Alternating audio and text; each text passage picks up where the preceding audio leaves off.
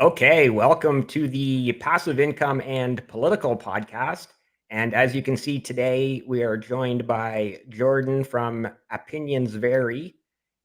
Beautiful US flag there behind you. And as you see, I put up my Canadian flag here. And I mean, we're Yeah. going to keep it docile and friendly for sure. But I know that we're going to have a great discussion here from both sides. They're basically just an average Canadian talking to an average American, because, at the end of the day, these trade wars, it all boils down to us. At the end of the day, we're the ones going to be footing the bill on both sides of the border. So Right. I'm going to let you So jump wait a in minute. here, So wait, Jordan. hold on a second. Now you're from Canada. You got the flag behind you, but you're wearing a Detroit Red Wings hat. Now you got to explain that one to me before we go any further. Okay, perfect. So actually, I've had this hat, and I've got a couple more right here as well that I'm going to show you in a second. And Okay. it was just sort of, well, I wore the red kind of to go with the Canadian flag, but yeah, Detroit Red Wings, obviously Canadian, big hockey fan, grew up playing hockey. So I guess, extending an olive branch a little bit. and, Okay. and also, I know we're going to talk about automotive and automotive manufacturing, and obviously Detroit is the hub of North American automotive manufacturing. So I just wanted to, I just kind of wanted to throw in the Red Wings hat for a little bit of fun on the side as well. Maybe Justin Trudeau should do something like that. He might, Trump might go easier on him if he, tries to curry a little. But no, they were fighting about. That was funny when they were having their little back and forth with the USA Canada when they just had that tournament, and it was going back and forth with the Canadians booing our national anthem. Now, what's that all about? That's not very good. No. Well, it's happened both ways. I don't think the It Americans have has. been nearly as bad booing the Canadian anthem, but honestly, it's very disrespectful on both sides. I You agree. should never boo any national anthem, even North Korea's. Like, I don't even know if they have a national anthem, but I wouldn't even boo that national anthem, right? As much as North Korea is probably not the greatest nation. Well, definitely isn't the greatest nation on earth, Right. but I Right. mean, it's just absolutely disrespectful to boo any national anthem, and I do not condone that behavior at all. All right. And Fine. We can continue the conversation then. yeah, We're good. and quite honestly, that really upset me yesterday when Trudeau said, "Oh, and we're going to continue to boo your national anthem." That is the absolute last thing you should be saying, you idiot. Like, Well, you know what? It's funny because I think like when he gets involved with Trump, he tries to be like Trump. Maybe he's trying to, but it just doesn't come off the same. Trump is just a unique figure that can pull off this kind of language and brashness, and yeah, somehow he does it in a way that yes, it annoys a lot of people, but at the same time, especially now, he comes off as funny at this point. It's we're used to him, and if you, I don't know if you watched the speech last night. That he gave to Congress. I don't know if you watched any of it, but it was absolutely incredible. The Democrats absolutely disgraced themselves. We could get into that later. And I could give you some examples of what they did. But in fact, getting back to Trump and Trudeau, they just had something going on. Trump just put out a statement on Trudeau. yeah. I was actually looking for that post right before we went live. Actually, I forgot what I was looking for and got sidetracked doing something else. So, give me a second to find that post Yeah. because it is interesting. Yep. Um, He just put it out yeah, literally within the hour. he put it on Truth Social, but somebody I'm sure has it on X by now, It's on right? X. Yes, it's on X. So I'll be able to pull it up here in a second as soon as I find it, because I did see it. Saw it on my phone. Of course, I'm on my laptop now, and Right. um, okay, is it on his official? I don't see it on his. Oh, that's a copycat account. Okay, Let me go to, I'm going to go on my X as I'm just looking here and let me see. I had it. I'm going to pull up, I'll search Trump. Yeah, his actual Donald Trump's actual last post on X looks like it's from the other day with the whole Zelensky debacle, which is a completely other topic. Yeah. No, come here. Here it is. You ready? I can read it to you. It says, Well, you know how to share a screen, right? Put it up on the screen, or do you have it yep, on your one phone? second. Yep. Let me do that. Here we go. Okay. You got it. There we go. All right. So yeah, there it is. He says, Justin Trudeau of Canada called me to ask what could be done about tariffs. I told him that many people have died from fentanyl and that came through the borders of Canada and Mexico, and nothing has convinced me that it has stopped. He said that it's gotten better, but I said that's not good enough. The call ended in a somewhat friendly manner. He was unable to tell me when the Canadian election is taking place, which made me curious. Like, what's going on here? Then I realized he's trying to use this issue to stay in power. Good luck, Justin. I mean, that's classic Trump. It is classic Trump. And I have a lot of opinions on, I'm glad we found that because I wanted to touch on this as well. So, so first, you know, the Canada-US border it's a little bit touchy on both sides. Like, yes, there's problems sort of going both ways. There's a lot of things that are coming into Canada from the US that we don't want either, right? Like there's a lot of illegal firearms. There's a lot of other illicit drugs, cocaine and whatnot. And so the what you would call your northern border, obviously our southern border is, you know, there's problems both ways, basically is what I'm saying. When it comes to fentanyl, and now, okay, I get it.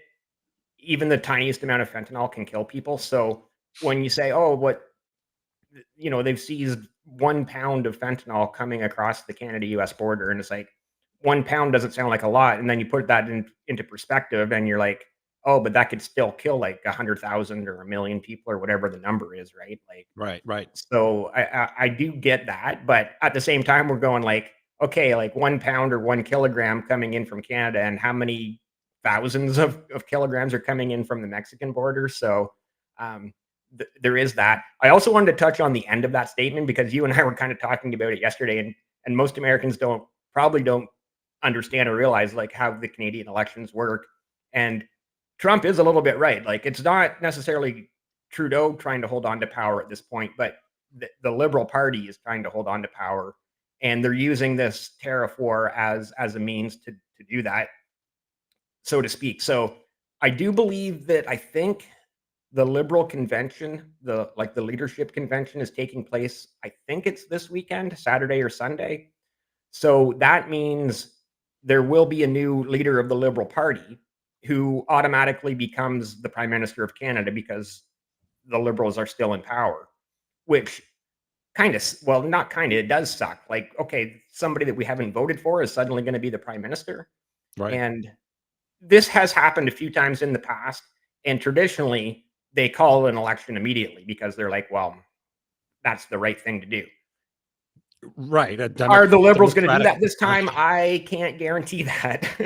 It's kind of like you're saying, it seems like he's this tariff, quote unquote, war. He's using kind of like the thing with Zelensky, who's in an actual war, to not have an election. And he's going to say, well, we really don't want to, we need to be stable right now. And we don't want to change leadership in the middle of this tariff war now, do we? It's kind of like, is that what you're thinking he's doing? That's part of it. Here, I'm just trying to, I don't know, I've got like 4 different X profiles on here. I think this is that's the one I want to share. Oh, that's the guy, Mark Carney. He's the Liberal that will take over? Most likely, it seems that he's going to win the leadership race. And I call him Mark Carnage because that's exactly what's going to happen to Canada. Canada will become decimated under his leadership. So hopefully we won't have to deal with him very long. It's absolutely, devastation and destruction of the last 9 or 10 decade of Liberals in power. And this guy is just going to make it worse. Like I literally put out a post last night. It's like, I think the Liberals are selecting him just so all of a sudden Canadians go, see, Trudeau wasn't that bad. Right. Right. And people say it can't get worse. Yes, it can. Yeah. I always say that. People would always say, even when I was working and, people don't know I'm a retired police officer. And when we would switch, say, commanding officer, and people like, I can't be any worse than the last guy. Oh, yes, it can. And it probably will be. Yeah. And I was usually right 90% of the time. Once in a while you get somebody and you're like, oh, this isn't too bad. But most of the time you hated the person that was there. And then the next person you said, oh, bring the other guy back. Yeah. Yeah. Right. So. What that name, Mark Carnage, you know what? You probably beat Trump to the punch on that one, because that would definitely be the nickname he would give him. Well, please, everybody, repost this if you're on X, or share it on YouTube, and get it as far as it takes to get it to Trump so that he knows that his name is Mark Carnage. There you go. You take credit for that one. I would love to. I would absolutely love to. Yeah. So, and he's got it like what should be an impressive resume. Harvard graduate, former governor of the Bank of England. I think he was the governor of the Bank of Canada at one point in time as well. And so, like, basically, he should know better, but he just doesn't seem. Oh, and here's another problem with him. Sort of the biggest problem is he holds 3 passports, and he hasn't lived in Canada in over a decade. So he holds an Irish and English, UK, and a Canadian passport. And he's even said like he's more European than Canadian, and it's like, okay, well, okay. And Unbelievable. he's also very much aligned with the WEF, and I would love to hear your opinion on the World Economic Forum. All right. Well, if you're going to get into that, I mean, here's what I think. If Trump doesn't like it, then I know it's no good. That I'm not. When you get into this type of stuff, you're better off with Stock Mom on your. If you really want to go deep into that, because when I don't know something, and this was how I always operated, if I Yeah, didn't know too much about something, I would say, "I'll get you the answer later." But as right. far as that goes, listen, Trump mentioned last night he pulled us out of the WHO, he pulled us out of the Paris Accords, and all this stuff. Even if it started out the World Economic Forum. I used to work the protests in New York City when they would come to New York City, and it Right. was always a nightmare. But that was a whole different time because the people protesting it back then probably wouldn't protest it now Right. because Yeah. suddenly that ideology, which okay, I can lend you this when it comes to it, and here's I don't tell me if you agree. That whole ideology now has shifted. That section, the left, they've shifted to liking big government and liking globalism and liking control. Yeah. Back then, it was all like, screw the man. Yeah. Now it's like, no, we need more of the man. We need you. I need you to tell me what to do every day from cradle to the grave. So I think that's where it falls for me. I don't know enough about the WEF. Other than that, I think it's probably a globalist thing, and Yeah. I'm just not about that. Yeah. My problem with the WEF is their statement of, I'm sort of paraphrasing here, but you'll have nothing and like it. It's like, well, why is Well, that's everyone no working so hard their whole lives, right? Like, right. It seems like it's all these organizations, and tell me if I'm wrong about the WEF. It's a socialist worldview. right. Um, where you just said, yeah, everybody's going to be equal, but equally miserable. Yeah. That's not what it should be all about. And I would like to get into with you, like along those lines. If you have anything else on that, go ahead. And before I get into the next question I have for you about Canada. Yeah. No, let's move right along. We haven't even got into talking about tariffs yet, but if you have another question about Canada, I'm more than happy to put the WEF behind us. Okay. When it comes to the healthcare in Canada, Right. this is a huge, issue down here where you have the Bernie Sanders and the people on the left that, we need universal healthcare. First of all, it's 350 million people in this country. Right. Canada's about what, 46 million, or is that We just hit 40 last year and then went up to 41 recently okay? because immigration is out of control. So, Right. yeah. Right. Okay. So you're at 41 million. We're at about I guess between 320 and Yeah, 350. it's always been close to 10 times the amount, right? Okay. Yeah. Okay. Roughly. So as far as that goes, it can never work here, and also, I mean, Canada, I'm sure too has the life in Ottawa is different than the life in Edmonton and Alberta. I mean, it's just a Yeah. different life. It's a different culture. There's different needs. There's just a different everything. Yep. And to have something like that centralized, to me, first of all, never works. It's not efficient. And I hear stories about people waiting on lines and people coming from Canada to the United States for certain surgeries that they can't get there.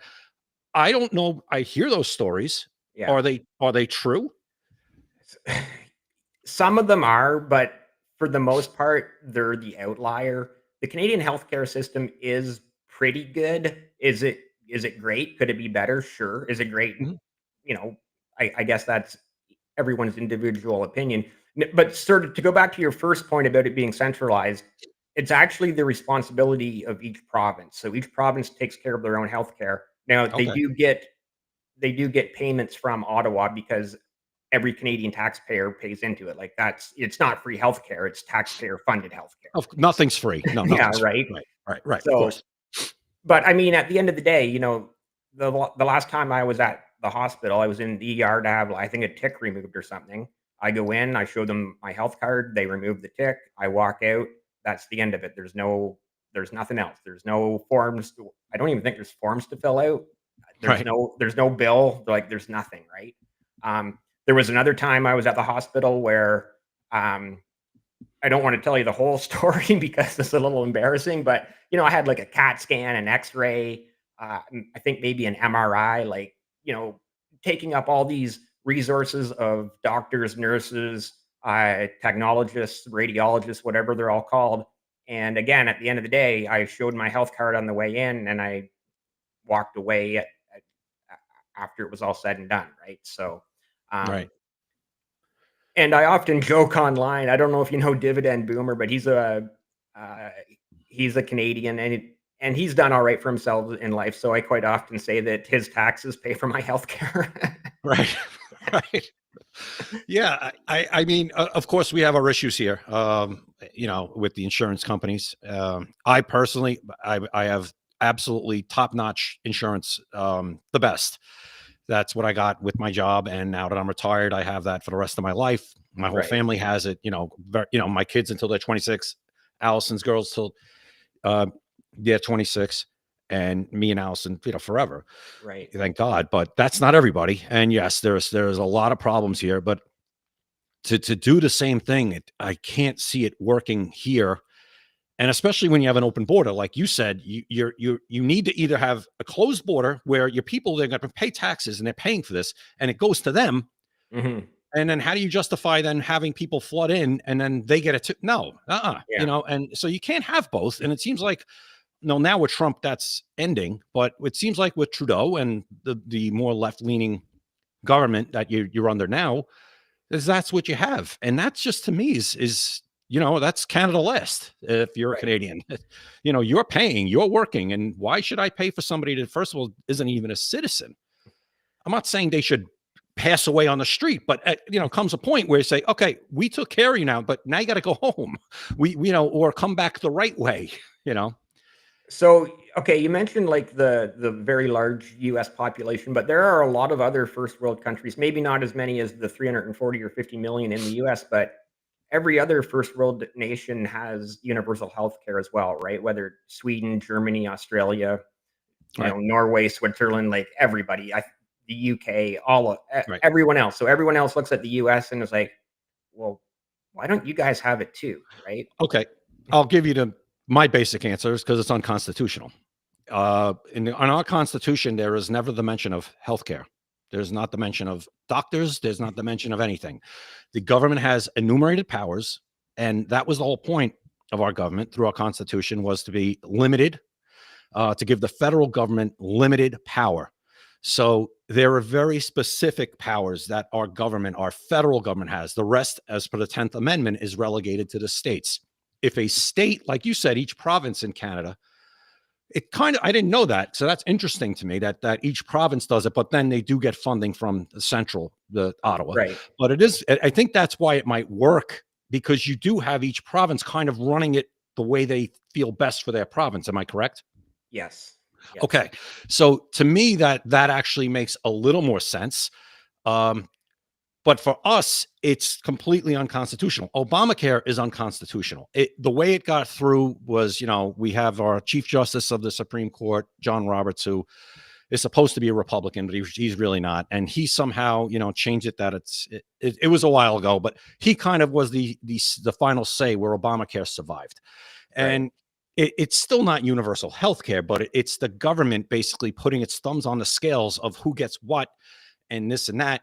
And unless you're a private employer, which, mine I wasn't a private employer, because I was a state employee, but if you have a private employer, like, a private sector company, they'll provide insurance through a bunch of companies Mhm. where, where there's at least some competition. That's the thing. And if you look at the premise of universal health care, it's based on the complete life system where, if you're my age now, I'm 51. I'm Oh, considered. 1973, we're the same age. Oh, there you go. Okay, perfect. So we're considered kind of past our prime. Yeah, We're put us not at the the pasture. right. We're not the government isn't so concerned about us staying healthy at this point. We're at the point now where they're saying, we got what we got out of you. Right, We need to keep those 16 to 45-year-olds healthy. right. And it's kind of like saying, like, we're going to put our resources more into them. And it's as you get older, especially, where they'll say, if you get really sick, God forbid, we'll just make you comfortable. Yeah. And then sayonara. We're not going to spend our resources on keeping you alive. And the same goes for children. Children haven't produced anything right now. Children, you're a loss. You're a net loss for the government. You're not producing anything. You're not You're paying costing. taxes. Yeah. Right. You're not exactly. So as a management model, it makes absolute sense. But as Right. a human model, it's barbaric. Mhm. And that's really how the system survives. It can't survive otherwise, especially if you don't lock your country down tight, where you see these, you mentioned Norway and all these other countries. Try to get into Norway. Yeah. Yeah. Try to immigrate into Norway and see what happens. They pay, I guess, you hear 60% tax rates or whatever they pay, high. But at Mhm. the end of the day, if that's how they want to do it, that's fine. But at the end of the day, their citizens are getting the full force of that money that they paid back to them in their services. Right. That's the only way it's sustainable. And in the United States, it just wouldn't be sustainable here. Now, before we move on from healthcare, because we do want to get into this whole tariff trade war. That's the whole point of Yes. this. We're already Yeah, I over know. 20 minutes in. I know, but I'm interested in this stuff too. It's really it's really good. I just Go ahead. want to. Okay, so you said the reason the U.S. doesn't have universal health care is because it's not unconstitutional. But you Yeah. used the word yourself while you were explaining it. The word amendment. The Constitution has amendments. Like Could be everyone amended. talks about the First Amendment and the Second Amendment all the time. Yes. So, Okay. You would have to, the amendment process. Yes. The Constitution can be amended. That was part of it too. And amendments, of course, have been added over the decades and the centuries. Yes. A right. couple, 200, the United States is going to be 250 years old in a year. That's So right. yes, we had amendments added. That process is extremely difficult. It was not meant to be easy, and it's not. You need 3/4 of the states to agree on the amendment. And you need, I believe it's 3/4 of the Senate and the House to agree. It's almost virtually impossible. Right. I might be wrong on the Senate and the House, but it's something along those lines where it's an extreme majority of the states and the legislative bodies to agree on an amendment in order it to be added or repealed. I see. Okay, that makes sense because as we know, Republicans and Democrats won't agree on anything. So if it's even Right. close, it's not going to happen. Right. The chances of universal health care, as Canada has it, ever coming to the United States is within our lifetime slim to none. Well, Slim to unless Canada actually does become the 51st state, because the two things we're bringing with us are the metric system and universal health care. Well, listen, here's what we'll do. You guys could keep universal health care in that state. And I want to keep my insurance. Yeah, fine. You Okay. guys, as far as the state goes, all right, you'd be the 51st state. You could decide how you want to do it. Hey, good afternoon, guys. Oh, that's hey Bash, what's going on? All right, that's good. We know that your channel is paired. Yes, it's paired. Awesome. Yeah. So All yeah, right, let's actually. I'm going to pull up something here that is going to probably upset you a little bit, and that's the whole point of it. And I will concede right away that this on Canada's behalf. You've probably already seen this by now, but so in Canada we have what I call the dairy cartel, and I'm not the only one to call them the dairy cartel. And I looked at this person's profile earlier. He is actually a Canadian. I believe it said he was in Vancouver. Tariffs are stupidity. We should make a bold statement and cancel the Canadian tariffs, especially the insane dairy tariffs. So if you look right here, and these have been in place for decades of milk at 270%, cheese 245, butter 298. And it's just, mind boggling that I would, I've never had cheese from Wisconsin. I can't buy milk from New York. I can't, butter from Michigan. All of those states are obviously like very close proximity to where I am in Ontario.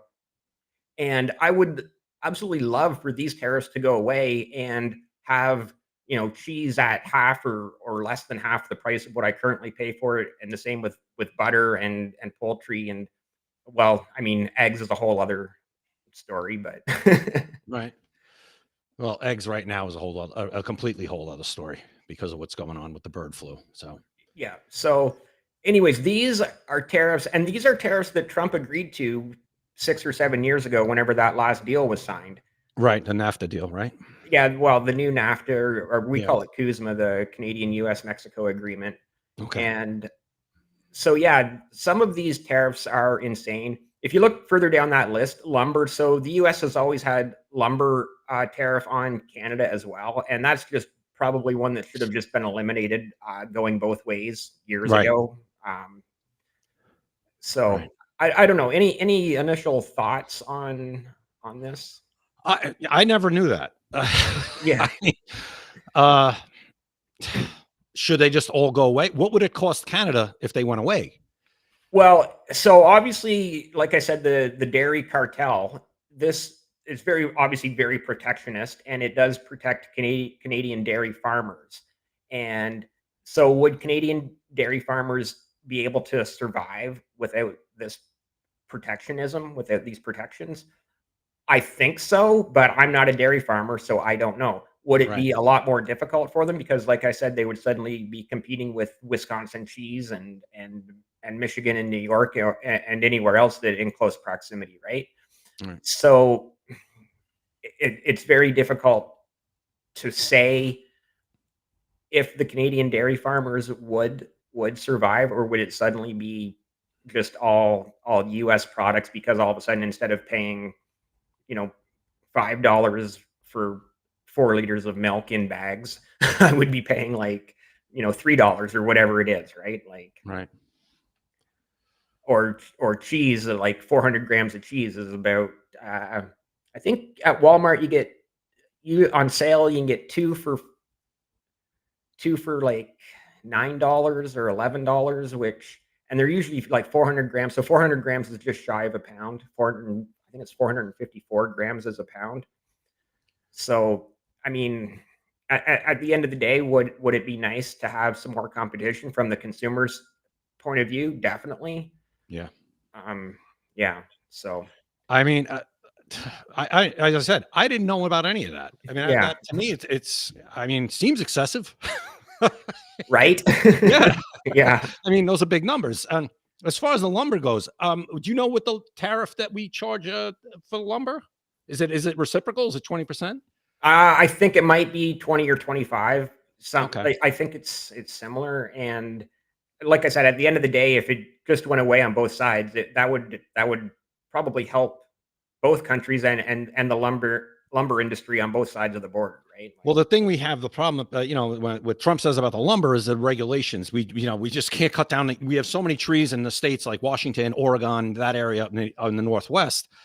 And there's so many, I guess, the environmentalists, and they give a lot of Right. problems. But again, we would have enough trees. Really, we wouldn't Yeah. even need any from Canada.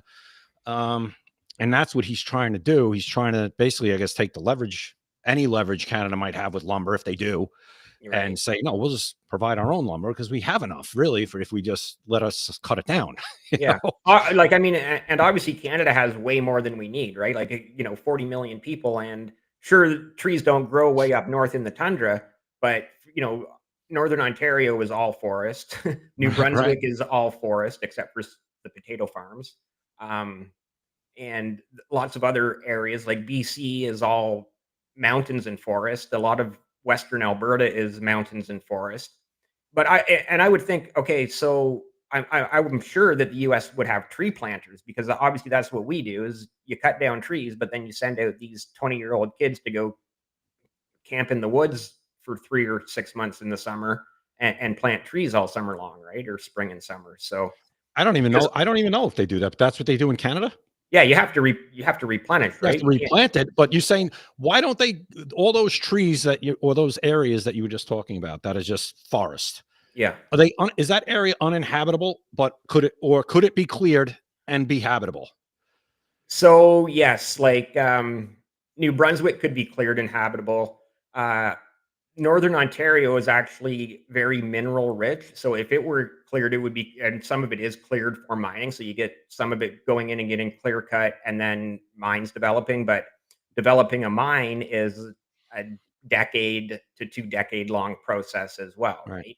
Right. We've had, so in Northern Ontario, there's a thing called the Ring of Fire. And so it's mineral rich, nickel, copper, gold, probably silver, who knows, everything, right? Zinc.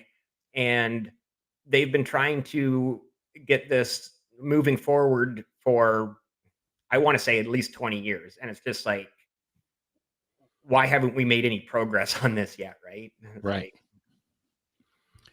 Well, maybe Trump, he's looking for minerals from Ukraine. So why not? Let's have a joint venture in that. yeah, yeah, yeah. There you So, and go. there's another thing I was thinking of earlier today. Obviously, I've heard about this whole Ukraine mineral deal, and Canada has all those same earth minerals, and I'm just thinking, does Ukraine have as much as Canada? I don't And know.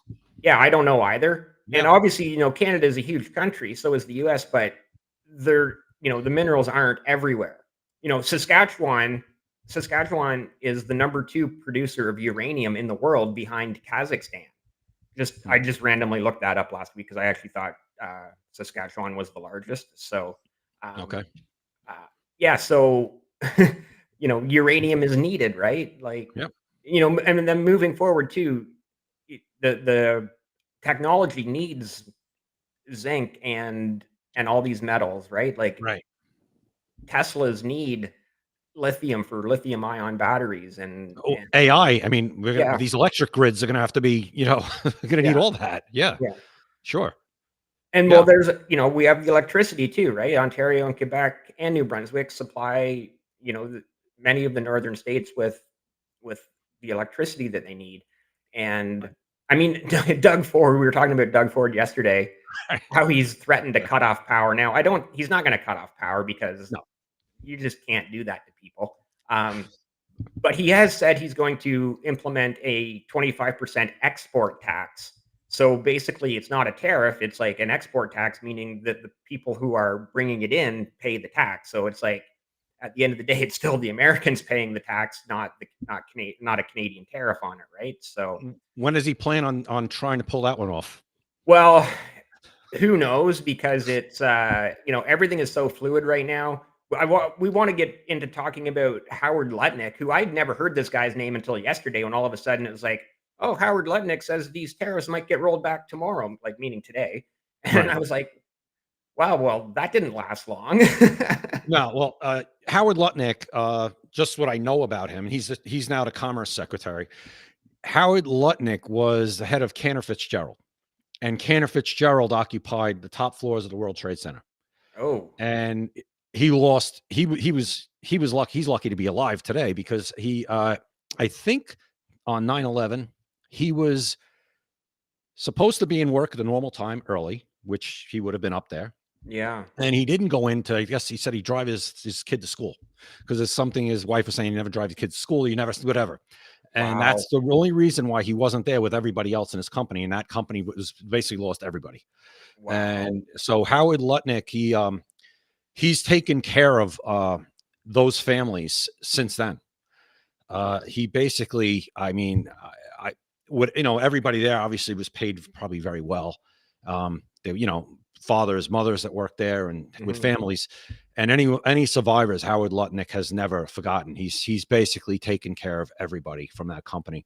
So Wow. from what I gather just about him, he seems like a good guy. That's a Um, stand-up thing to do, like yeah, 20 plus years later, and yeah, you're he's never forgotten that. I mean, that was his company, and it just crumbled to the ground, literally, that day oh, and everybody, and they lost hundreds of people. It's Cantor Fitzgerald. I think they might have been the largest single loss of a company on 9/11 in the World Trade Center, because they occupied that much space up there. So that's who Howard Lutnick is. And when I watch him now with Trump, when he seems like a character, he seems like a really happy-go-lucky guy, and he's happy to be there, and he's enjoying himself in this job. But yeah, he's not shy, and he seems to speak what's on his mind. I don't think he's speaking anything that he's not allowed to, as far as, he's not going to get ahead of Trump. Right. So if he said that, obviously it didn't happen today, but listen, everything Trump does is transactional. Everything he says for a reason. Even this Truth Social post that he just put out. There's always a reason. He's ribbing Trudeau like he always does. He likes to get under his skin, because I think it's probably easy to get under Trudeau's very skin. easy, right? Right. So, but Trump he's a transactional guy. And getting back to the minerals, I think with Ukraine, yes, he wants our money back. Yeah. That's kind of why he's going to Ukraine. If you're telling me Canada has the same thing in the same abundance or close, well, yeah, why not do it with Canada? But he wants Ukraine now because he wants our money back. He wants something back in return for the billions and billions and billions of dollars for what we've done for Ukraine, which is understandable. I think it's the right thing to do, actually. I mean, that's what you're the president of the United States. The United States should get reimbursed as much as we can for the aid that we gave to Ukraine. So that's why I think he's just laser focused on minerals in Ukraine right now. Could that be something in the future with Canada? Maybe if you got the right leadership in Canada to maybe bring it up to him. Yeah. Well, and I'm sure the American business leaders that need these minerals know that Canada has them. So you would think. Yeah. If it makes you feel any better, my Canadian tax dollars, I don't have billions, but combined with all of my other fellow Canadians, billions and billions of our tax dollars have also went to Ukraine. So to the US? To Ukraine. Oh, to Ukraine. Oh, I thought you okay. Yeah. So we waste a lot on foreign aid as well.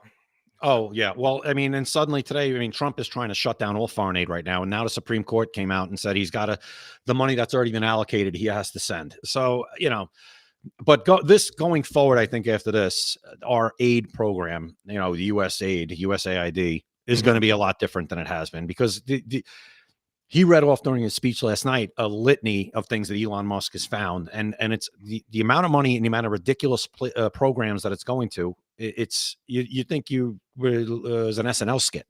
It's incredible. When SNL was funny, Yeah. SNL has a chance to be funny again with all of this great content. Just like the comedy should be writing. No, wait a minute. SNL, when Biden was president, there was content 24/7. But they would just not touch it because he's a Democrat. Yeah. There was plenty of content when Joe Biden was president. Joe Biden and Kamala Harris. I mean, that's content 24/7. And people are kind of tired of the Trump act. It's all right. We've seen it. And here's the problem, Dave. Here's the problem. The problem is that they hate Trump so much that it doesn't come off as funny. It comes off as hateful. Dana Carvey back in the day could make fun of, George Bush, and he could make fun of a Democrat. Yeah, and Bill Clinton or George Bush, there was no side. There was just like, and that was the whole point, right? You're a comedian. Anything funny somebody does, whether I agree with them or not, that's material for me. Yeah. That's how I make my money. That's how I put food on the table. I'm going to use that. But it's come to the point where it's become hateful, and people are turned off by it. Even if they don't like Trump, it comes to a point where, like, all right, it's kind of like enough, right? Enough is enough. So, Caroline Levitt's getting back to the tariffs.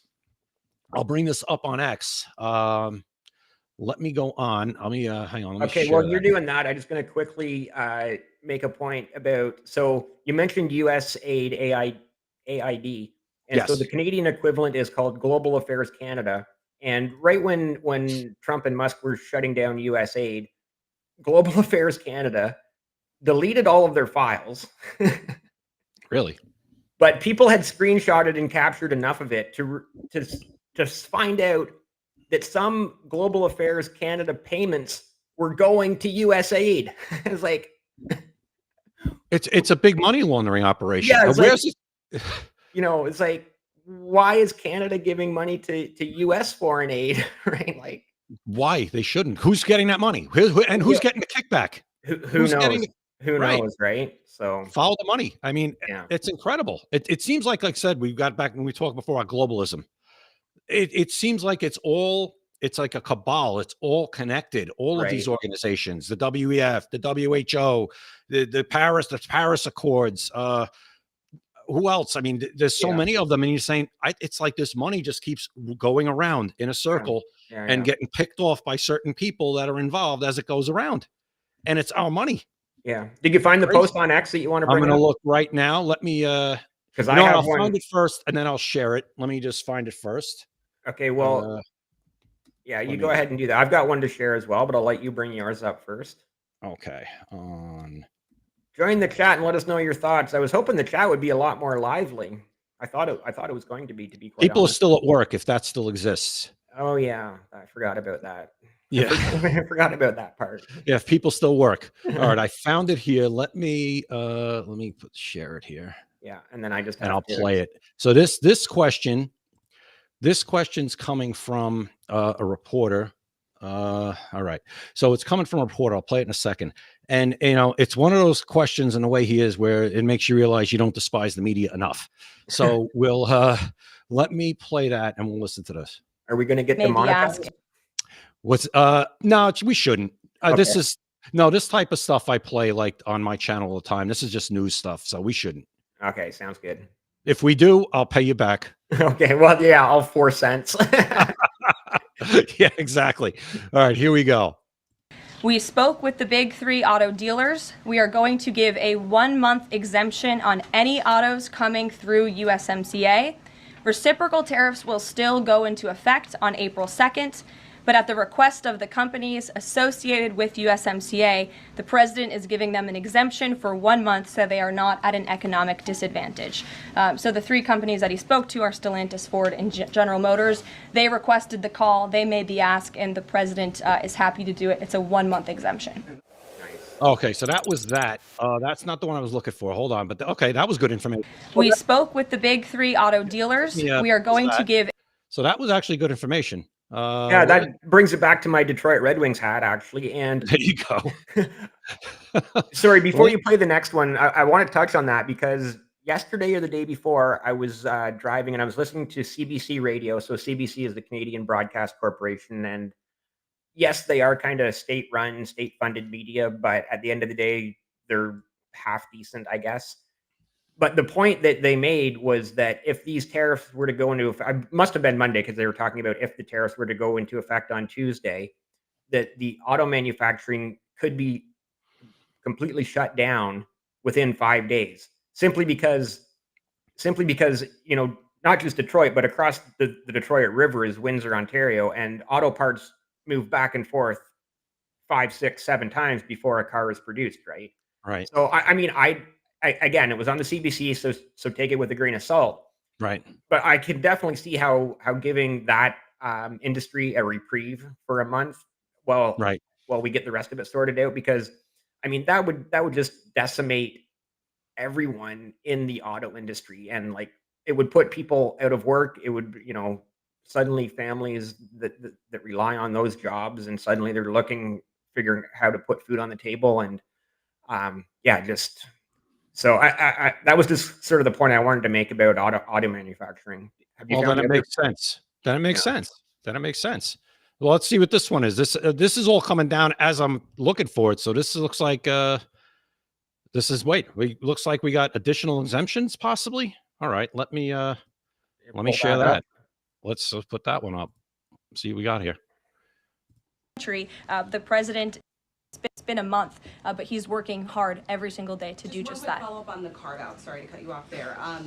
the U.S. imported $43 million worth of eggs from Canada. I know you mentioned some of the exemptions when it comes to automakers. Will there be any other carve-outs, including for eggs? We know prices are soaring for Americans. The president is open to hearing about additional exemptions.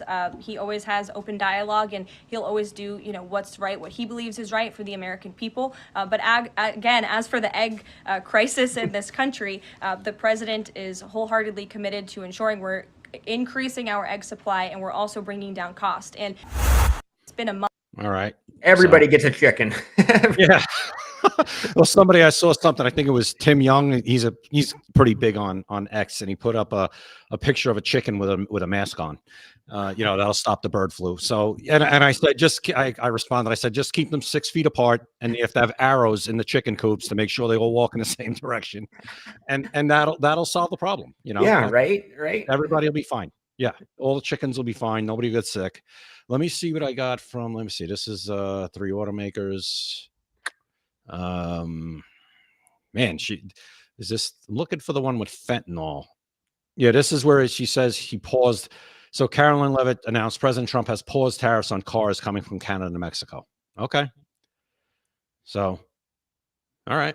Yeah, and so as I was talking there about Detroit and Windsor, Mexico is part of that equation too, and that's going all the way back to the original NAFTA signed in the late '80s or early '90s with like Brian Mulroney and George Bush Sr., I think, and whoever the Mexico president was at the time. And so, Mexico is part of that auto manufacturing equation as well, for sure. Like I said, I have one that I wanted to pull up here as well. And this is from Unusual Whales. I'm sure most people know who Unusual Whales is on X. Okay. So I'll just quickly read this. Oh, I still have the David Kelly of JP Morgan. The trouble with tariffs, to be succinct, is that they raise prices, slow economic growth, cut profits, increase unemployment, worsen inequality, diminish productivity, and increase global tensions. Other than that, they're fine. Okay. Not a big fan of tariffs. No. So that's not a big fan. Yeah. I just thought that was sort of an interesting take. And obviously someone from JP Morgan, they're a big financial institution and they would have their finger on the pulse a lot more than we do, right? You would hope. Or so, yeah, so you would think, right? Yeah, you would hope. But, everybody also, everybody to me that has their own agenda. And, I don't know. I mean, just because he says it, does that make all of that true? No, not necessarily. So, yeah, I mean, Trump loves tariffs. You know why he loves the tariffs? Because, the way he sees it, I think, is that because the United States right now has the upper hand. If, regardless, we have the upper hand on Canada. It's because we're bigger. We're a bigger economy. We could withstand it a lot longer and a lot less painfully than Canada. Yes, there'll be pain. But, of course, we would withstand it more. We're just a bigger country. We have a bigger economy, bigger, right. Period. Like I said, California is like the 4th largest economy in the world. So it's just math. So I'm actually glad you brought up that point because really this should be huge opportunity for Canada to say, hey, we've got the European Union looking for all of these same things. We've got Asian markets looking for all these same things. Is it as convenient to sell it to the U.S.? Obviously not. The U.S. is right there. And the reason that those relationships haven't been developed in the past is just because the U.S. has always bought it. They're right there. They take it. It's like, why wouldn't you sell it to that person that's like right there, ready to buy it, right? So if all of a sudden the U.S. no longer wants to buy it, it's like, well, you know what? There's a lot of countries in Europe and Asia that need these products as well. So Bash is asking, how much is a dozen of large eggs in Canada? 8 million Canadian dollars. So about $6.99. $6.99. So what are we paying here right now? Probably it's not that much different here, I don't think, right now. Bash, tell me in the comments if it's different here, because I'm not the one in my household who's purchasing the eggs. So here's my real problem with egg math is I go into the grocery store and I look at the eggs and I'm like, okay, I can get a dozen large eggs for X amount of dollars, or I can get a dozen medium eggs for Y amount of dollars, or I can get this flat of 30 eggs for Z amount of dollars, but are they medium or large eggs? And I'm like, I just can't figure it out in my mind. What one is the best deal? I just can't do it. Right. Bring a calculator with you. Yeah, well, I don't know. It shouldn't be. Well, again, they're looking to jump on anything right now on Trump because the eggs are out of control. And like we just said, is this flu that's been going around? Okay, so she says I'm in Tennessee. Walmart has them for $5.97. USD. Okay, So about $1 less than what you're looking at. $6 US is probably about $9 Canadian, 9.50, something like that. Oh, okay. So that's 9 Canadian, 5.97. I mean, I think roughly. Google. Okay. Yeah. So what are you paying in Canadian for a dozen? I don't know. I said $6 off the top of my head, or $6.99 off the top of my head. Let me first we'll ask 6 US, if I can spell correctly. The microphone's in my way to my keyboard. 6 USD to CAD is $8.61 Canadian, $6. So cost of eggs in Canada, I have no idea. Cost of eggs in, again, yeah, keyboard's in my way, I can't type. Take your time. In Canada. She's got it already. She's got 8.56. Yeah, so that's pretty much the same, right? If I,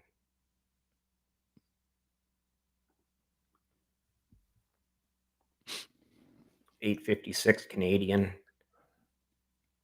Yeah, so if 6 USD, or well, actually she may be just, that was just the 5.97 because I literally went to $6, so the difference of a couple of cents on the Yeah. The retail price range for eggs is between $5.12 US and $13.08 per kilogram. Who that buys Grok? eggs? Who buys eggs by the kilogram? Yeah, I don't know. Is that Grok? Is that Grok you're asking? No, I'm on Yahoo, I think, actually. Oh, I go to Grok, and Grok, I go keep it simple, and Grok usually Yeah. keeps it simple for me because I guess it gives me like these long answers sometimes. I go, please, I say, stop making it woke and keep it simple, Yeah. and it usually.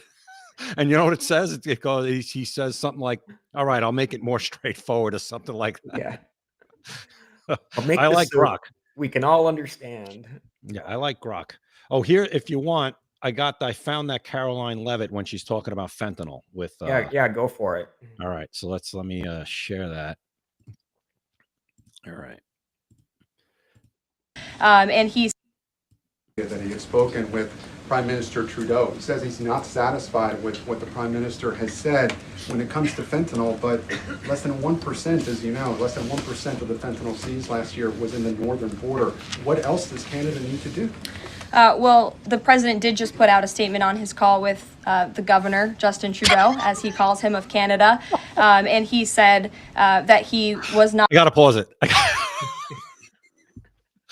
Now his press secretary is calling him Governor Trudeau. I mean, that's needling. Yeah, that's like next level now. I mean, Trudeau, he just got to leave. He's just got to leave. So eventually, like I said, explaining a little bit to you about how Canadian politics works, eventually there will be a general federal election, and more than likely the Conservative Party will get elected. And I'll tell you right now that won't go over well with Pierre Poilievre. Like, so. I don't think he'll do it with Poilievre. I mean, Poilievre will hit him back. I mean, that might be an interesting relationship, but I don't think Trump off the bat's going to hit Poilievre with anything like that. Listen, Trudeau, as we said, I think Trump. Here's the thing: Trump's one of those guys where, and we've all had them as bosses or teachers or whatever. Yeah. Where if they sense weakness, they're going to bury you, and they're just going to keep burying you until you actually try to hit back. Can Trudeau actually hit back in any way? I'm not even talking about economically or politically. Just personally, Trudeau he doesn't have it in him.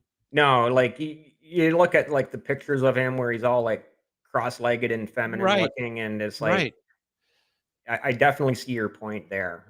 right. And Polyev doesn't come off like that at all. He comes off as more of a, a just a alpha, male. Have you seen the clip of Polyev eating the apple, being interviewed while eating an Yes, apple? I did. That was classic. I mean, the way he was he was treating that person the way she did. I think it was a him or her. He was Yeah, treating that member of the media the way they deserve to be treated. Because the yeah. question was, It's it's like, just so who said absurd. that? Who said that? It's Right, like, right. what do you mean? Thank you. Like he was pushing back, like saying, "Well, they said, well, wait, who's they?" Yeah. Kind of like that thing. Like, where are you getting this from? No, you're just making this up to get me in a gotcha. That's what you do. Yeah. All right, so let's continue with Caroline Levitt and with Governor Trudeau. Just what? Not Sorry, pleased, as you said. He said his Go ahead. before you play that, I don't know if you like the Daily Show. I know they're a little left leaning, but Desi, whatever her name is, on the Daily Show, did a really good reaction to that Pierre Polyev clip. It is pretty funny. So just All check right, that I'll out. look it up on. I'll find it on YouTube. Yeah. Because no, I'm not a fan of the Daily Show. Jon Stewart, I agreed with him once. I'll get to you. I'll get to that after. After we watch. Well, this, again, I'll- like I said, whether you agree or disagree with them, I do find them to still be more humorous than the other talk shows, and like you mentioned, Saturday Night Live. So yeah. Oh no, no. Yeah, it's been bad. It was bad even before they went, into their Trump derangement syndrome. But it's yeah, been bad for a long time. That's my opinion. But listen, some people still like it. That's fine. It's free country. it's not good enough. He told Prime Minister Justin Trudeau that directly. The call ended in a somewhat friendly manner, as the president said, but he's not going to stop standing up for the American people. And to answer your question directly, when it comes to fentanyl, for the last 4 years, unfortunately, our neighbors to the north and the south, Canada and Mexico, respectively, have allowed America to be a dumping ground, not just for illegal aliens, but for illegal, poisonous, deadly fentanyl, which is now the #1 killer of young people in this country aged 18 to 34. Through the northern border in Canada, in last fiscal year alone, there was enough fentanyl seized to kill 4.8 billion people. And that number is up 2,050% from 2023, the year before. So there's been more than a 2,000% increase in illegal fentanyl seizure at the northern border. Why? Because Canada is allowing that fentanyl to come to the United States. The president sees these numbers. He thinks about the lives that are lost. And everybody in this room, I'm sure, everybody watching at home, everybody across the country knows someone in our lives who has been killed at the hands of this deadly poison. There needs to be repercussions for that. The president feels very strongly But about it. Caroline, respectfully, it's just 43 pounds that were found last year. That's less than a carry-on suitcase. Is that a lot of fentanyl compared to, say, Mexico, where the vast majority of the fentanyl is brought in through Mexico, not Canada? So what else does Canada need to do? Well, I just told you, last year alone, there was a 2,000% increase in illegal fentanyl. But it's only You're 43 asking pounds, me, Carol. you're asking me for what the president's justification is for these tariffs. It's not up to you. You're not the president, Gabe. And frankly, I think it's a little bit disrespectful to the families in this country who have lost loved ones at the hands of this deadly poison. If you talk to them, and this president has, they are grateful that they finally have a president who is standing up to both Canada and Mexico, and most importantly, to China as well. The president added an additional 10% tariff on China because this deadly poison is being produced in that country. It's being distributed through our neighbors, and there needs to be consequences for that, period. Okay. So Wow. there you have that. So yeah, like I was mentioning earlier, that it's a relatively small amount. That one reporter mentioned 43 pounds, which is minuscule compared to what's coming in through the Mexican border. But at the same time, I get that it's like 43 pounds of fentanyl can kill, like I think she said, 4.8 billion people. That's half the planet. That might be a slight exaggeration, but at the end of the day, it's still, whether it's a million people or a billion people, it's Right. way too many. And Right. so I get that. But here's what I want to ask you. Okay. Yep. So when I travel into the US and I drive to the nearest border crossing, because I'm Right. not going to enter the US illegally, I have a valid passport. Right. You're not going to come through the woods in Minnesota. Well, I know places where I could, but I'm not I'm going to sure do there that. are. I'm sure there are. Yeah. So when I get to the border, though, I don't talk to a Canadian border agent. I pull up and talk to a U.S. border agent. that says, "What are your reasons for entering the U.S. today?" And I'm like, "Oh, going down to Watertown. Watertown's like the closest small city in upstate New York, and tons of Canadians go there to go cross-border shopping. Like there's some malls there and outlet stores and whatnot. So it's very common to say, I'm just going down to Watertown for the afternoon, and I'll be back by this evening, or I'm going down to Florida. We'll be back in a week or something like that. But Right. it's a U.S. border guard that I'm talking to. So why is it Canada's responsibility stopping this coming into your country? Should it not be the U.S. Border Patrol's responsibility? Well, I mean, it's a good point. Why should it get there in the first place? That's that's your cop thinking. That's your cop brain thinking, Yeah, isn't it? exactly. Why, if you say you, which of course you're not, Yeah. was with a backpack of fentanyl, how did you even get that? Why do you have that? And the same thing you could say for us with when you say weapons are going across. Yeah. You know, I don't want to use the G word, you know, because Because we're on God- YouTube and we'll get shut down real fast for using right, that God word. forbid, God forbid. But you could say the same thing, like, well, you know, why are the G's getting why do you have the G to get it across my border? Yeah. So I think on both ends, if that's an issue for Canada, they could make that same argument. But the thing with the G, that can only, you know, delete so many people at once. Fentanyl is deleting a lot of people, and it's Thousands, deleting tens of a lot of thousands. young people, and it's a lot, and it seems like it's not even for somebody who's addicted to anything. It could be in a sleeping pill, or it could be laced into anything. Well, that's the other big problem with it, is getting laced into other drugs, which drug Right. dealers are just dumb, because in any business you need repeat customers. So if you kill your customers off, you're that's not good for business. Well, right. I mean, they became drug dealers because they couldn't do anything else. So they're Yeah, not. They're I not. guess. Most of them, you know, we're not dealing with Walter Whites here for the most part, right? We're not. We're not. You know, and we all know who that is, right? Breaking Bad. Okay, yeah, no, I've actually never watched that show, but Oh yeah. my God! All right, all right. Sorry for the Walter White reference, but you have to watch that show. Okay, I'll put it on my list. No, don't put it on your list. Put it at the top of your list. Okay, I'll put it at the top of my list. It is in the top 5 greatest shows of all time. Oh wow, okay, it's Oh, that not. good. It might be the top show of all time. And I've watched a lot of shows. Yeah. It's that good. It's one of those, you notice, I'm going to get off the beaten path, right? But for a second, you know how you watch a show and usually as it goes on, it gets worse. Yes. And then by the end, it's just like, oh man, why did I Yeah. waste my time watching this last episode? That show actually gets better and better until it ends. Wow. Okay. That's how good it is. It is absolutely phenomenal. So yes, you need to watch that show as soon as possible. Okay. So Will do. yes. So yeah, they're drug dealers because they're not the brightest, you know, usually not the brightest bulbs, you know. So Right. that answers that question. But the point you brought up about, you know, why then is it our problem if the border guard, the border patrol agent, or whatever at the border is an American? And that would be my answer, to say, well, it shouldn't be getting there in the first place. Yeah. And the other issue that I think Trump has with the Canadian border right now is that the majority of the people coming on through on the terror watch list are coming through Canada. So even though it might not be a ton of people, I think the percentage was it was a way higher percentage that are coming through Mexico on Oh, the terror interesting. watch list. So that's an issue. And again, they're not coming through with where you were saying at the little the guard booth. The booth. Yeah. Yeah, they're coming through, you know, the woods or wherever these weak. Yeah. points are. I literally know at least 4 places I could cross illegally. Just walk across. Walk across, paddle a canoe across, whatever. And Right.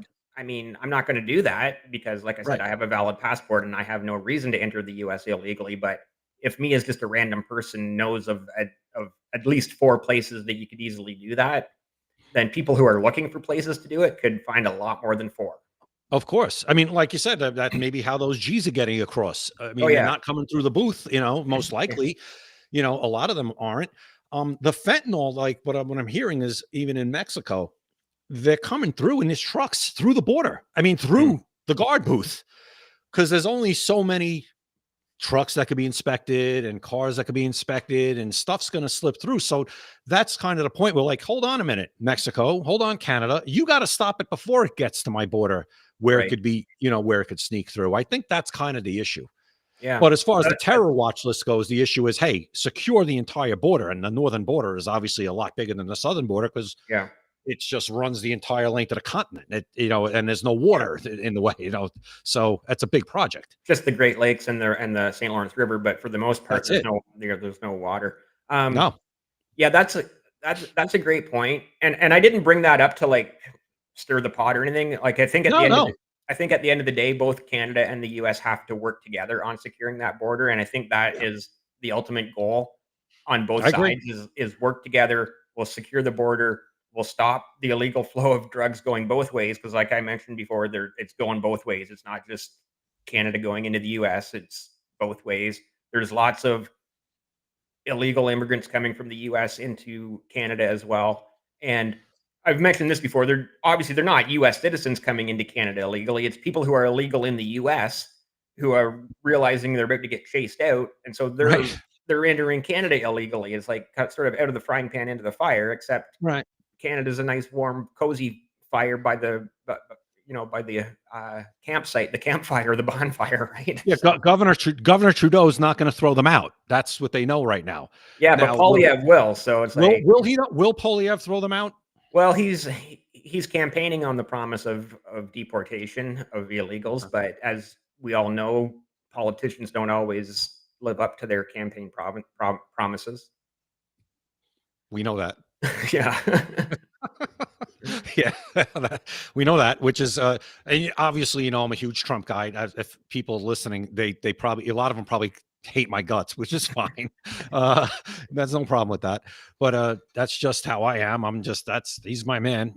He was from the minute he came down the escalator, and especially after I endured 8 years, and one of my cats is actually barging into this room. Look, and he did. So he was my guy.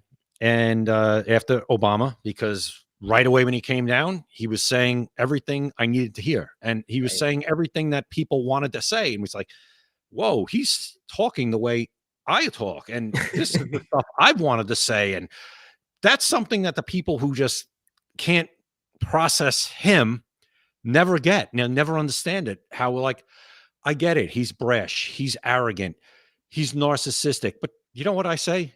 In order to be the president of the United States or Canada or any country, you have to be narcissistic. A little bit, yeah. You have to be. There's no way you can't think you're the greatest person in the world and everything revolves around you.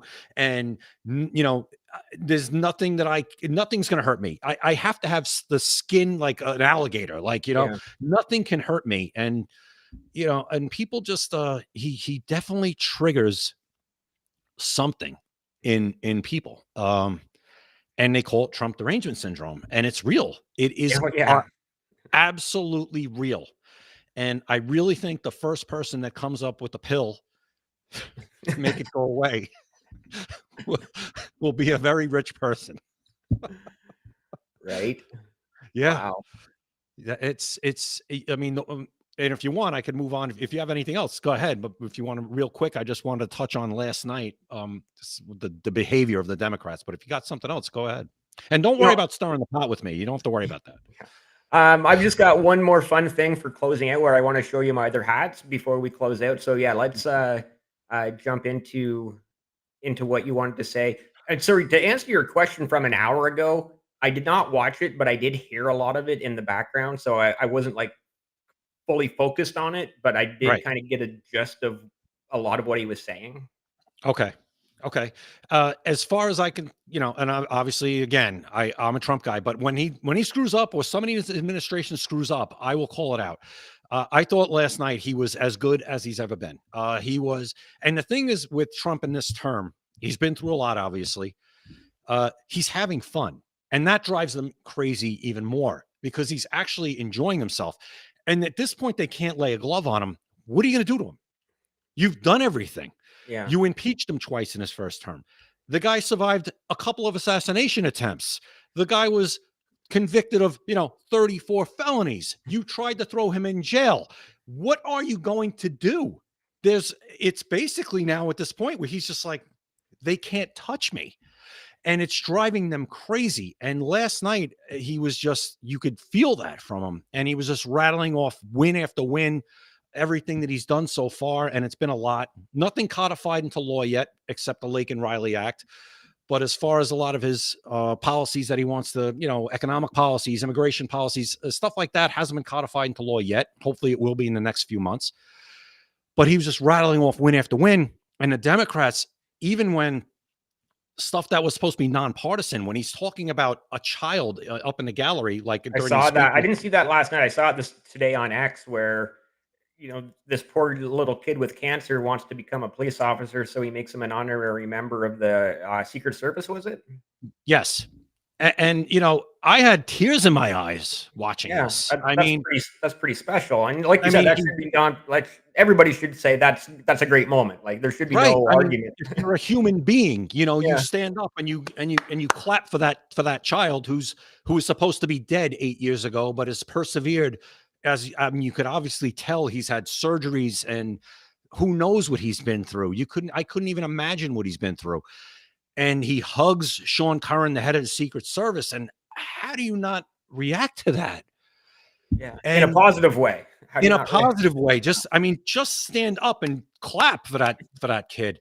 What a moment for him, right? And not standing up for the mothers of children, their daughters were killed by illegal aliens, not standing up for Jonathan Diller, who was a New York City police officer who was murdered, not standing up for his widow, not standing up for a kid who got into who Trump basically said, hey, he was a kid who applied to West Point. He says, congratulations, your application came through. You're going to be in West Point. Even the Joint Chiefs, who were the military guys who were never supposed to clap for anything during a joint address or a State of the Union, because they're supposed to be neutral, they get up and clap for that kid. The Democrats are sitting on their hands. Wow. Along with the fact that one of the crazies in the party, Al Green, got up and got thrown out. Never has that happened before, where the Speaker of the House had to throw somebody out of the areas. That's Dexter. Yeah. Never before has somebody had to be removed, and they had to remove him. Wow. And to me, and it's happened before where there's been outbursts on both sides, but never like this. And last night just hit different. It was such a I might even say the word, an opposite feel. Yeah. And like I said, it was hateful. And I don't know how the Democrats recover from that. It would almost be like if Trudeau was giving a speech and the conservatives behaved like that, that wouldn't look good for them. No. You respect the office.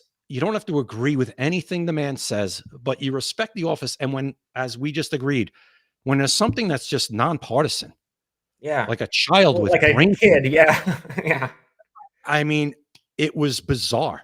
So that's all I could say on that. And I don't know where they go from here. They're a party that is lost, and that's why I say that TDS is a real thing. Yeah. The only way I could explain it. But now, if you have anything else on that, go ahead, and then I'd like to see these hats. Yeah. Okay. So, I don't really have anything on that. I did say this going way back to after the U.S. election, way back in November, that the Democrats have lost their way and the Liberal Party here in Canada has done the exact same thing, where they have tried to tell the people what they need, whereas the Republican Party and Donald Trump listen to what the people want, which is why Trump won by a landslide, I don't know if you want to call it a landslide, but he won by enough to call it close to a landslide.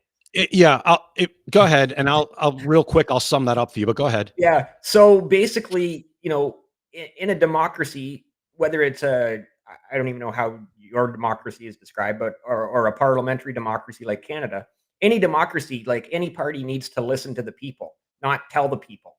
And Correct. That is, that has really, I think, was the biggest downfall of the Democratic Party, is trying to preach and trying to tell the people what they need, as opposed to listening to what the people want. And I see you nodding that you're pretty much in complete agreement with that. Oh, in complete agreement. It comes down to, it's for your own good.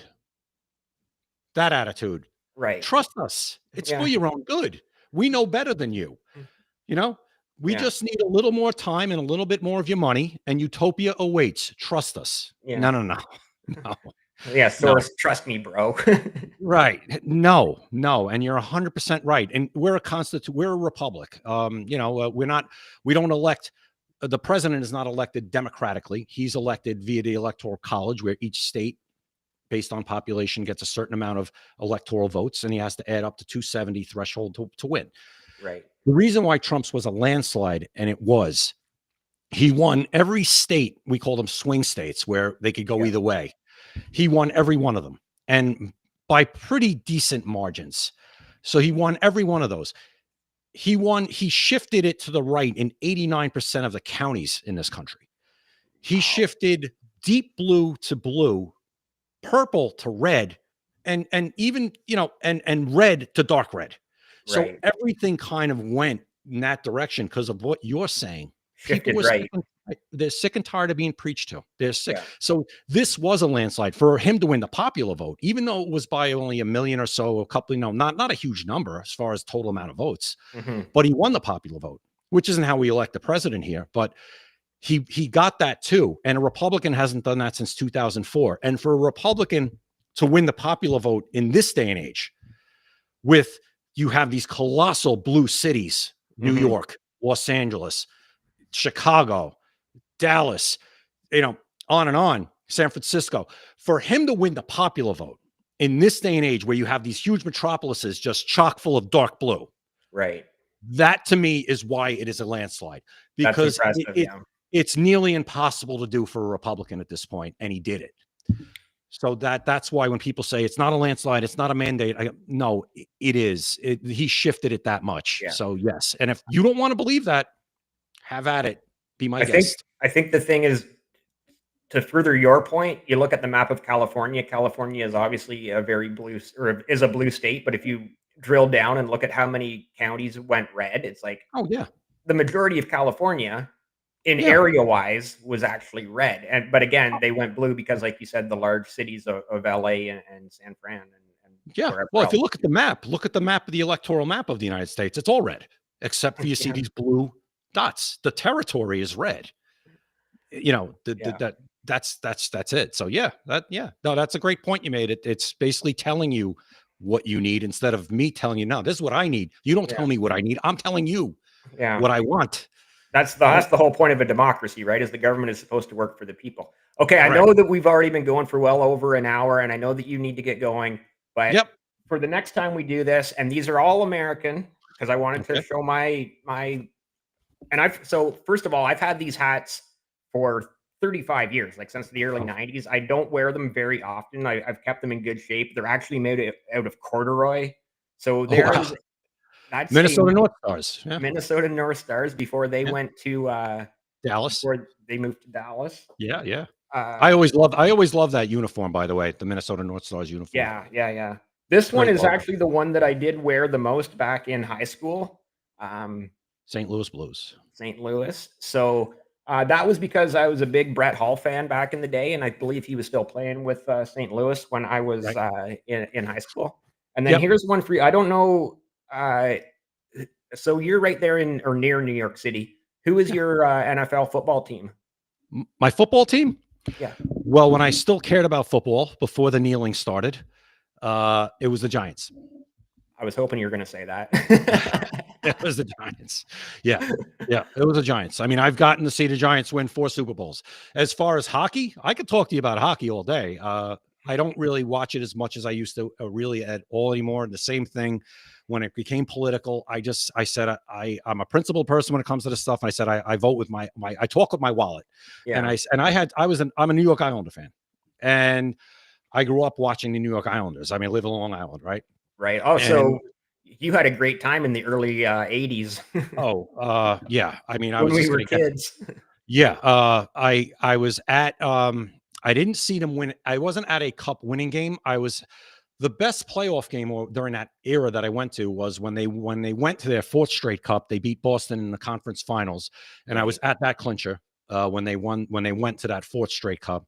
Wow. And Mike Bossy had a hat trick in that game, and Mike Bossy was, he's phenomenal goal scorer, one of the best natural goal scorers of all time, and he always gets lost in the conversation. Yeah, obviously, arguably the best goal scorer, just pure talent, pure sniper, pure goal scorer. it doesn't get any better. I mean, he only played for 10 seasons because he had a horrible back. And even in his last season, and I know it was a different era back then, you know, in the 80s with the scoring, but even in his last season, he scored, I think, 38 goals in about 65 games. I mean, and then he retired. You know, I mean, he's the only player that ever scored 50 goals nine seasons in a row, over 50. I think he got over 65 times in that period. He had 573 goals and 600 something. I mean, it's ridiculous. Yeah. But Mike Bossy was my favorite player. I mean, that team, Dennis Potvin, Brian Trottier, Billy Smith, Clark Gillies, and the role players around them. I mean, I'm biased, but I think it's the greatest team. Yeah, they were a damn good team. I'm not gonna knock them. Like, not many teams win four championships in a row in any sport. And went to a 5th straight final. They won 19 straight playoff series. Yeah. That'll never be done again. Obviously, you can't keep a team together that long. I think there was 17 or 6, somewhere between 15 and 17 players on that team that were on all 4 of those teams that won. That's unreal. Because obviously in this day and age, that just doesn't happen in any sport with the way contracts are and all that. And, Correct. and free agency and the way people move around. But back then it was a totally different era. Correct. No North American team has won 4 in a row since the Islanders. Hasn't happened. No. Hasn't happened. I don't even think in any sport. Nobody's even in hockey. Nobody's even won 3 in a row since then. I don't think. No, Edmonton never won 3 in a row. No, Edmonton won 4 in 5 years and 6 in 7 or 6 in 8 years or something like that. Yeah, 5 in 7 years was their end. Yeah. Yeah, they won 2, lost, won 2, lost and then and won 1. Lost and won 1. Right. So I mean, listen, that Edmonton team. I mean, look they at were those great teams. too. Oh my God! I mean, you look at those. Look at the power play. Who was on the ice on those Islander teams, and who was on the ice for those Edmonton teams? Yeah. It's everybody in the lineup's a Hall of Famer. Hall of Fame, including the goalies, basically. Yeah. You know, it's insane. And each team has a couple of borderline Hall of Famers on them too. I mean, the Islanders have a couple of guys that are borderline Hall of Fame. Butch Goring, John Tonelli, just great players. I mean, just that any team would be lucky to have in their prime. And same with Edmonton. I mean, look at the players that were role players. It's insane. Yeah. So I could talk about hockey with you. We could do this too. I mean, we could probably spend an hour doing that, but people will be like, oh God, these guys shut up already. But yeah, I could do that too. But yeah, I was fortunate to have that team. I went to the parade down Hempstead Turnpike near the Nassau Coliseum in that last cup. So there's a lot of good memories there. A lot of good memories. All right. Well, this has been a lot of fun, and it's been a really good, I think, back and forth discussion. And it's been a really great, I think, to have perspective from both sides of the border. I'm very happy to say, anyone who is still watching, that Jordan and I solved all of the problems of not just Canada and the US, but the entire world. So you're going to have to go back and watch this entire podcast, because everything has been solved. That's it. Everything's going to be fine now. Everything's going to be fine. Your 401ks, don't worry about it. It's all good. It's all going to be good. No, Dave, I really appreciate you having me. It was a lot of fun, and anytime it was great. And I'd like the next time maybe tell me about that. What happened with Trudeau with the truckers and all that stuff, and how that played. I'd love to hear about all that. I'd love to hear your perspective on stuff like that, because I think it resonates even today. And I'd love to hear about stuff like that. Well, we'll leave that as a cliffhanger, because I was in Ottawa that first day. So with that said, we'll come back and we'll do another podcast at some point, hopefully in the near future, where we discuss the Freedom Convoy of 2022. But in the meantime, please, if you're not already, click subscribe here on my YouTube channel. Jordan's YouTube channel is in the description, so give that one a subscribe as well. And to my subscribers also. Likewise to Dave. Yes, thank you. Please. And on X too. Yeah, it's also in the description. So give Jordan a follow on X. Awesome. All right. Thank you all so much for being here.